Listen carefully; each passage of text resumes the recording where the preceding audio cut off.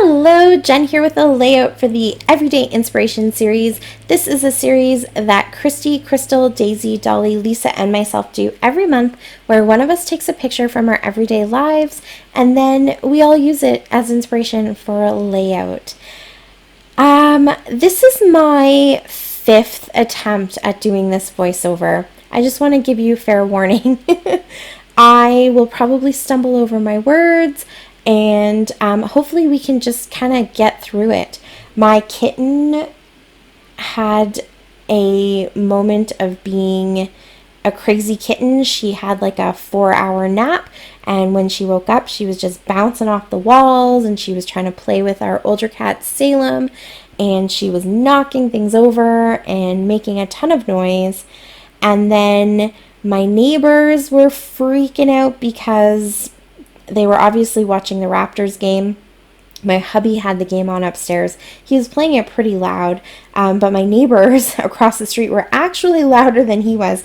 They were cheering and screaming and celebrating and, yeah, just carrying on because the Raptors won. So everyone in Canada is probably doing the same thing except me. I'm doing voiceovers, so that's okay.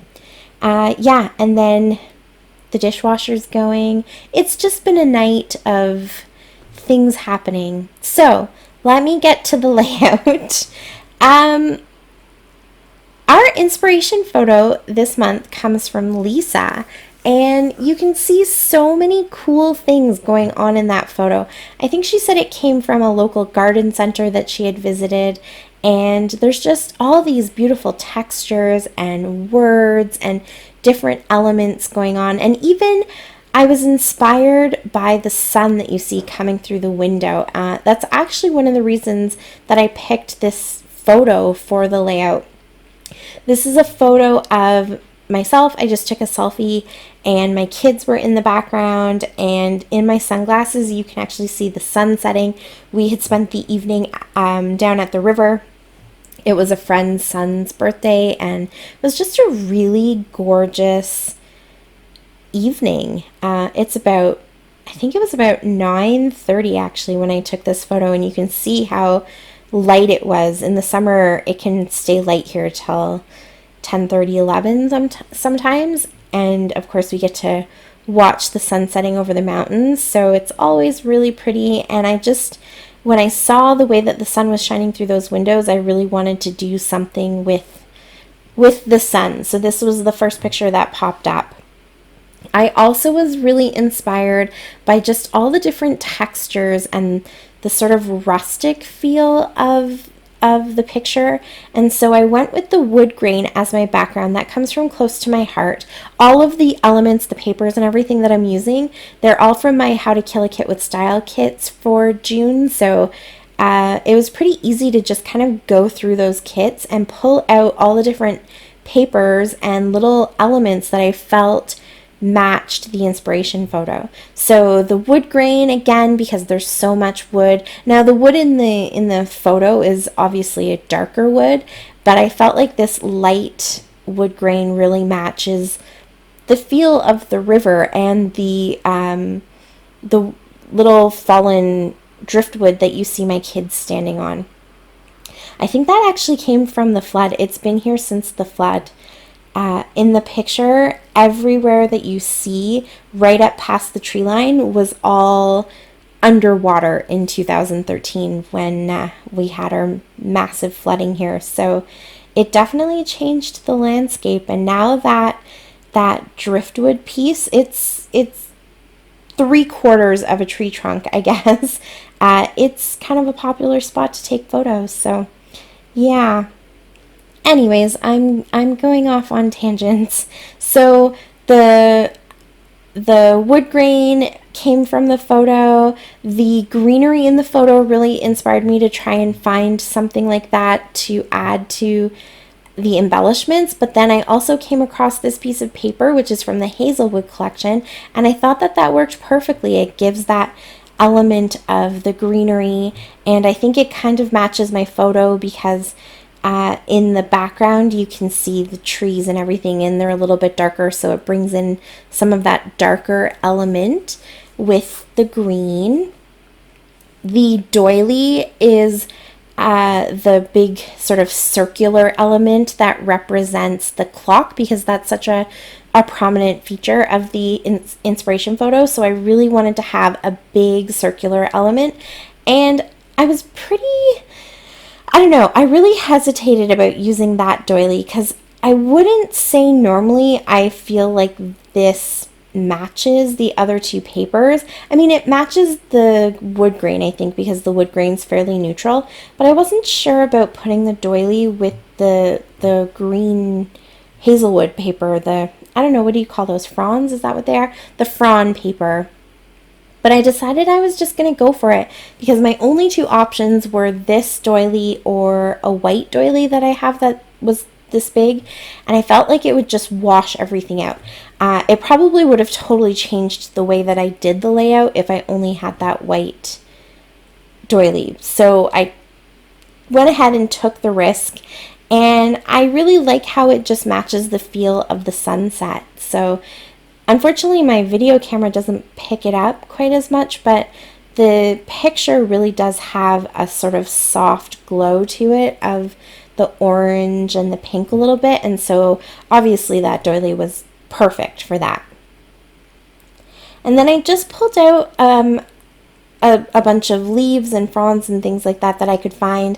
I put some flowers with that because I feel like the flowers obviously match with the leaves, and they're all from different collections. I think all of them come from Pink Paisley. They're all Paige Evans collections, but they're all different ones. They're all the bits and pieces that I have left over from her ephemera packs, and I put them all together, so I'm not sure exactly which elements go with which collection, except that gray leaf that I'm touching right now. That actually is Cocoa Vanilla. It comes from probably the Midnight collection, and it was just the last one that I had, so I went ahead and threw that in with all my other little bits of ephemera for my summer and travel kits. And because they're all kind of one-offs, you can see I'm cutting a lot of them apart just to stretch them and make sure that I can put the elements exactly where I want them to go. And if I needed to, for the Cocoa Vanilla one, for example, I cut it in half so that I could have a little bit on both sides of the photo. I do that a lot. I really don't mind cutting apart my ephemera, especially when it's florals, to make them fit the way you need them to.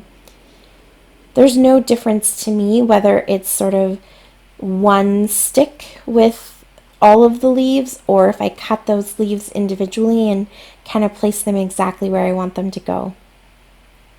And I added some chipboard too. That's also Pink Paisley. That's also in my kit. And then those black acetate pieces, as well as the burlap paper that you saw me put down, I had to cut it in half and put it down. And then these little words that I'm sticking on the right hand side, as well as the circle up at the top, the little scallop circle, those all come from a card kit that my sister gave me a couple of years ago, and they don't have a manufacturer on them, so I'm not exactly sure who made them. It was just a little kit that had, I think, 4 pieces of 4x6 paper and 1 piece of 4x3 pattern paper, and then those acetate punch outs and a couple other little punch outs. And I really liked the one that said you and me, and the green matches the background green, so I thought it worked really well. And then of course there's so many words in her photo with all those little plaques and wall hangings and things, so I decided I would go ahead and just put tons of words all over my paper. All over my layout, I guess. And I like the way that the black just gives that little punch of something dark that definitely makes the colors pop. There's the you and me. I wanted to make sure I got something that said you and me on it, because you can see that so prominently in the inspiration photo. And I'm just going to add a little cluster up here.